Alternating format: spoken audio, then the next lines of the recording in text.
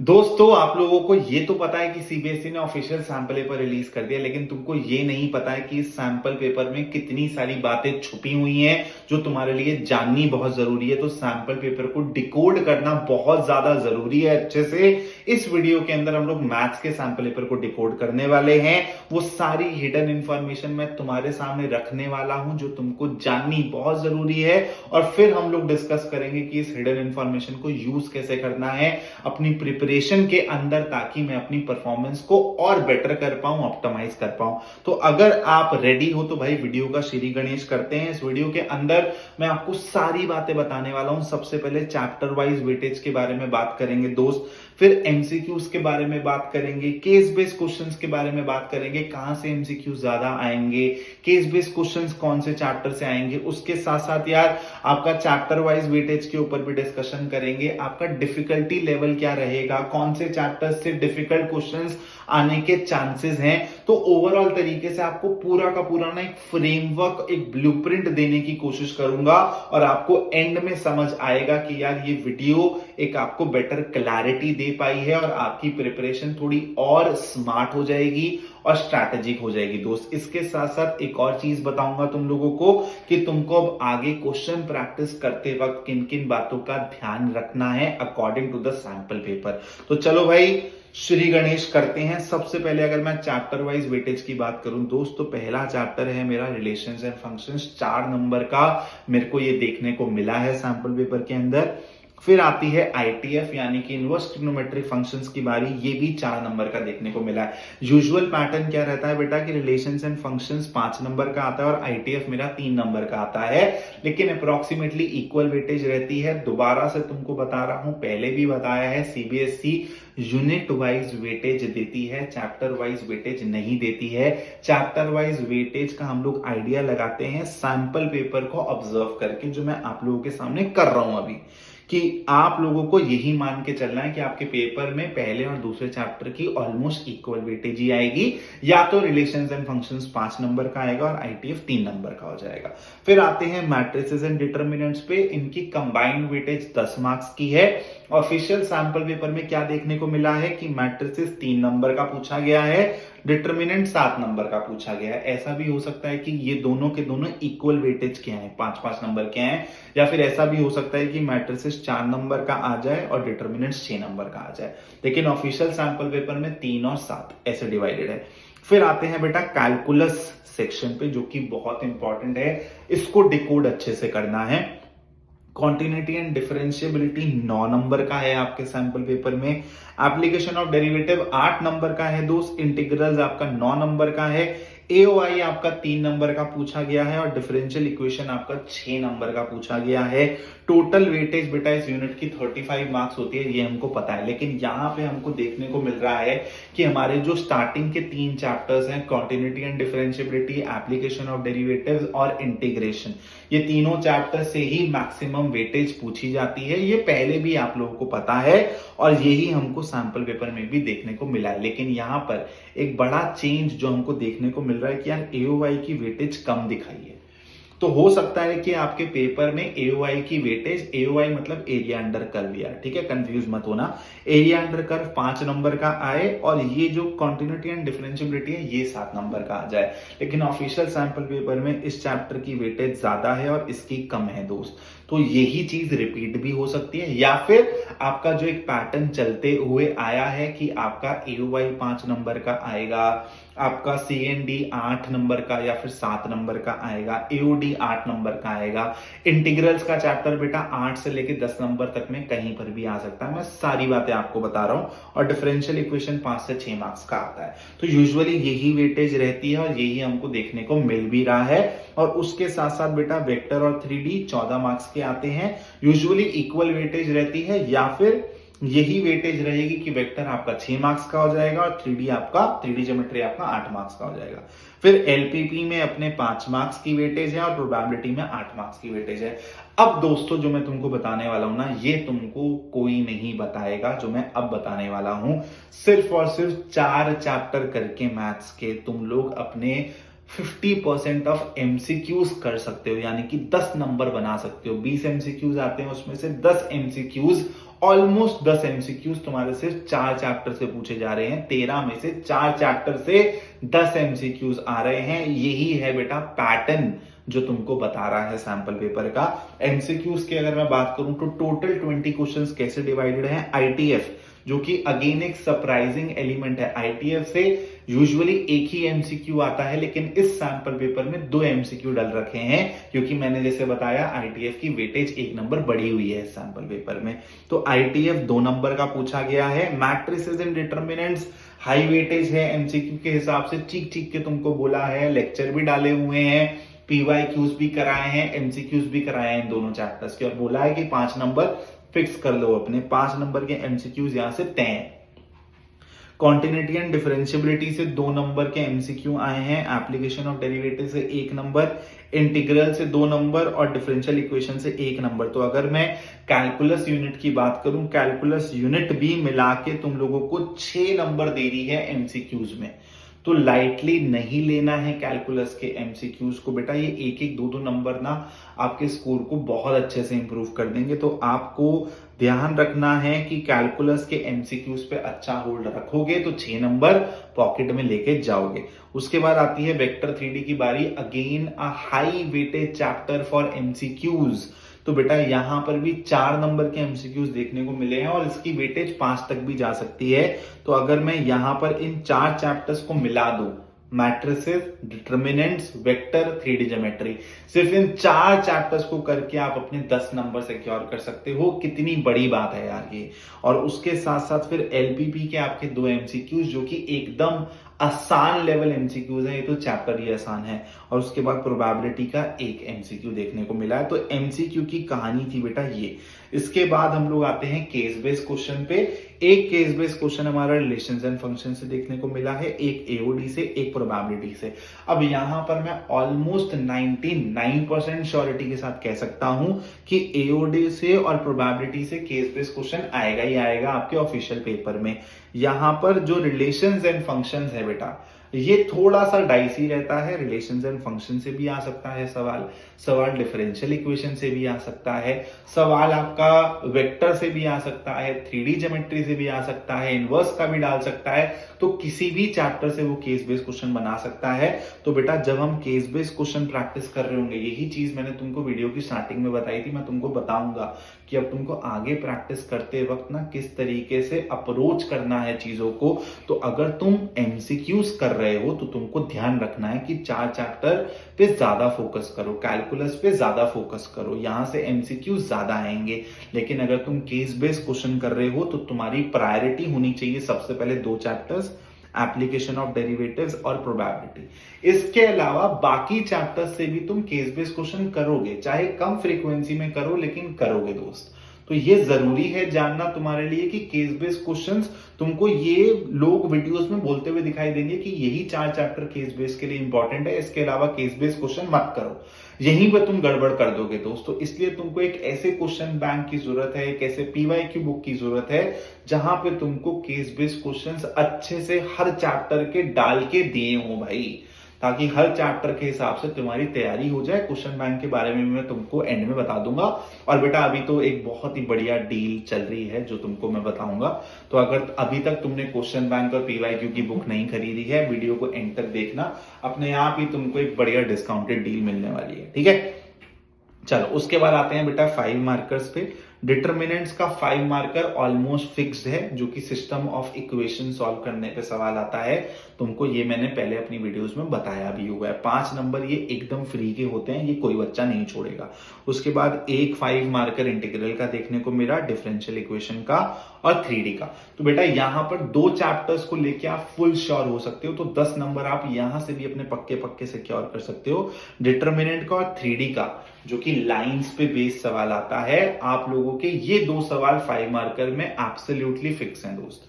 और 2 सवाल थोड़े से मिक्स एंड मैच रहते हैं। 2 क्वेश्चंस, एक इंटीग्रल्स का आ सकता है, एक डिफरेंशियल इक्वेशन का आ सकता है जैसा सैंपल पेपर में है, एक इंटीग्रल्स का आ सकता है, एक एप्लीकेशन ऑफ इंटीग्रल्स का आ सकता है, ऐसा भी हो सकता है।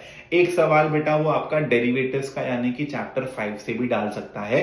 तो यहां पर इन दोनों चैप्टर्स में ये 2 चैप्टर्स भी हो सकते हैं, लेकिन बाकी चैप्टर्स भी इन्वॉल्व हो सकते हैं। तो अपने को रिस्ट्रिक्ट होके नहीं चलना है, 5 मार्कर्स के लिए भी हमको इन दोनों चैप्टर्स के फिक्स क्वेश्चंस तो करने ही करने हैं, लेकिन बाकी चैप्टर्स के भी सारे के सारे 5 नंबर में आने वाले सवाल अपने को प्रैक्टिस करके जाने हैं, ध्यान रखना। ठीक है, उसके अबाउट बेटा, उसके अलावा 2 मार्कर 3 मार्कर के लिए यार हर एक चैप्टर इंपॉर्टेंट है, तो तुम जो भी क्वेश्चन बैंक करोगे उसमें प्रॉपरली 2 मार्कर 3 मार्कर के चैप्टर वाइज हर लेवल के क्वेश्चंस होने बहुत जरूरी हैं। अब आते हैं बेटा एक डिफिकल्टी लेवल को ना मैं कंपेयर कर रहा हूं, जो मैंने तुमको बताया कि हमको आइडिया होना बहुत जरूरी है कि हमको किस लेवल की तैयारी करनी है। अगर आप बहुत आसान लेवल की तैयारी कर लोगे ना और ऐसी तैयारी करोगे जहां पे आपसे क्वेश्चंस बनते जा रहे हैं, तो बेटा आप लोग एक फेक कॉन्फिडेंस में चले जाओगे। जब एक्चुअल पिक्चर आपको बोर्ड एग्जाम में दिखेगी ना, झटका लगेगा बड़ा वाला। तो इसलिए आपको तैयारी एक लेवल ऊपर की करनी है। और ऐसे टीचर्स मार्केट में बहुत घूम रहे हैं बेटा, जो तुमको सिर्फ अच्छा फील करा के ना तुमको ठग के चले जाएंगे, एकदम तुमको मुंह पे बोल रहे हैं वाली बात। इसलिए अपनी क्वालिटी पे बहुत ज्यादा फोकस करना और क्वांटिटी पे भी फोकस करना। और क्वालिटी क्वेश्चंस तुमको बढ़िया बुक से भी करने हैं, और मैं तो बेटा अपने चैनल पर फ्री ऑफ कॉस्ट तुमको सब कुछ प्रोवाइड कर ही रहा हूं, ऐप पे भी तुमको प्रोवाइड कर रहा हूं, आगे भी करता रहूंगा। तो मैथ्स के लिए टेंशन मत लेना, लेकिन उसके साथ साथ फिजिक्स और केमिस्ट्री के लिए भी भाई थोड़ा सा क्वालिटी ऑफ क्वेश्चंस पे जरूर फोकस करना। सिर्फ आसान आसान चीजें करने से बेटा अब बोर्ड एग्जाम में अच्छे नंबर नहीं आएंगे। तो अगर मैं 2024-25 का सैंपल पेपर जो रिलीज किया था और इस साल का सैंपल पेपर कंपेयर करूं, सेक्शन ए देखूं अगर मैं, तो बेटा पिछले साल सेक्शन ए में कुछ अच्छे सवाल थे, जिसकी वजह से मैं इसको 4 आउट ऑफ 5 रेटिंग दे रहा हूं। 5 रेटिंग में से अगर रेटिंग मेरी 0 के क्लोज है तो इजी मानूंगा, और 5 के क्लोज है तो थोड़ा सा टफ मानूंगा। तो 4 हो गया बेटा मॉडरेट टू टफ कैटेगरी। और अभी 2025-26 के सैंपल पेपर में जो अभी रिलीज हुआ है, इसमें एमसीक्यूज को मैं 3 स्टार दूंगा, यानी कि ये थोड़ा सा मॉडरेट कैटेगरी का बोलेंगे, इजी टू मॉडरेट कैटेगरी। और सेक्शन बी यानी कि 2 मार्कर्स की बात करूं तो 2024-25 यानी कि पिछले साल के सैंपल पेपर में 3 आउट ऑफ 5 इसको रेटिंग दे सकते हैं। और इस साल भी बेटा सेम टाइप का लेवल है, एक बहुत अच्छा 2 मार्कर का सवाल डल रखा है इस साल के सैंपल पेपर में। और सैंपल पेपर का डिटेल्ड सॉल्यूशन भी जल्दी आने वाला है, मैं 2 वीडियोस डालूंगा। पहली वीडियो में मैं एमसीक्यू करवा दूंगा और दूसरी वीडियो में प्रॉपर स्मार्ट बोर्ड पे पूरा का पूरा पेपर सॉल्व करवाऊंगा तुम लोगों को। फिर सेक्शन सी यानी कि 3 मार्कर की बात करूं तो बेटा पिछले साल 3 मार्कर में अच्छे सवाल डले हुए थे, एप्लीकेशन कॉम्पिटेंसी बेस्ड सवाल डले हुए थे, जिसकी वजह से मैंने 4 आउट ऑफ 5 रेटिंग दी है पिछले साल के सैंपल पेपर के सेक्शन सी को। और इस साल भी बेटा अच्छे क्वेश्चंस डले हुए हैं, इसको भी मैंने 4 आउट ऑफ 5 दिया है। सेक्शन डी अगर मैं पिछले साल की बात करूं तो उसमें एक एरिया अंडर कर्व का बहुत खूबसूरत सवाल था, जिसमें स्केच करने में बच्चों को दिक्कत हुई थी। इस साल भी अच्छे सवाल है, लेकिन टिपिकल सवाल है, इसलिए इसको 3 आउट ऑफ 5 दे रहा हूं। सेक्शन ई पिछले साल बेटा एक प्रोबेबिलिटी का बहुत धुआंधार सवाल था, जिसने बच्चों के एकदम हक्के बक्के बेटा कर दिए थे। तो इस साल आप लोगों का अगर मैं केस बेस्ड क्वेश्चन देखूं तो क्वेश्चंस अच्छे हैं, लेकिन डुएबल हैं, इसलिए मैं इसको 3.5 दे रहा हूं। तो अगर मैं पिछले साल का सैंपल पेपर देखूं तो ओवरऑल मेरी रेटिंग रहेगी 4 आउट ऑफ 5, और इस साल के सैंपल पेपर की डिफिकल्टी लेवल में देखूं तो ओवरऑल रेटिंग रहेगी समवेयर अराउंड 3.5। तो बट आप लोगों को अब ये नहीं समझना है, ये नहीं अज्यूम करना है कि सर इस साल का सैंपल पेपर आसान लग रहा है पिछले साल से तो पेपर भी आसान आएगा, नहीं। अगर आपने ये सोच के तैयारी कर ली ना तो आप बहुत बड़ी गलती कर लोगे दोस्त। तो इसलिए आपको ध्यान रखना है कि आपको तैयारी बेटा इसी लेवल के हिसाब से करनी है। आपको अपनी तैयारी ऐसे करनी है कि आपको पिछले साल का सैंपल पेपर भी आसान लग रहा हो, इस साल का सैंपल पेपर भी आसान लग रहा हो, इस पिछले साल के आए हुए सारे के सारे ऑफिशियल पेपर्स आप कोई सा भी सेट उठा के सॉल्व करो तो आपसे बनना चाहिए हर एक सवाल। इस लेवल की तैयारी हम लोगों को करनी है, आसान लगने चाहिए सारे के सारे सवाल। और वो कब होगा? वो तब होगा जब आप इन बातों का ध्यान रखोगे। कुछ बातें बेटा मैं स्क्रीन पे लिखने वाला हूं, इन बातों का ध्यान रखना। फिर मैं तुम लोगों को बताऊंगा कि कैसे तुमको क्वेश्चन बैंक पीवाईक्यूज प्रैक्टिस करना, और उसके साथ साथ एक बहुत अमेजिंग डिस्काउंट और बहुत बढ़िया तुम्हारे लिए डील भी मैं लेकर आया हूं। सबसे पहली बात बेटा तुम लोगों को ध्यान रखना है कि अगर तुम ये सोच रहे हो कि बोर्ड एग्जाम का लेवल 100% है तो तुमको 100 नहीं बेटा 120% के लिए तैयारी करनी है।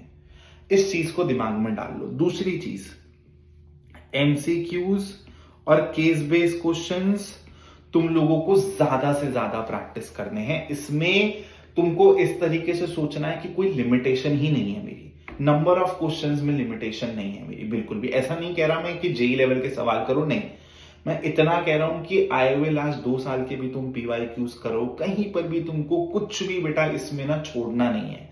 जितने क्वेश्चंस लगा सको एंड तक, एमसीक्यूज की बात करूं, केस बेस्ड क्वेश्चंस की बात करूं, लगाओ।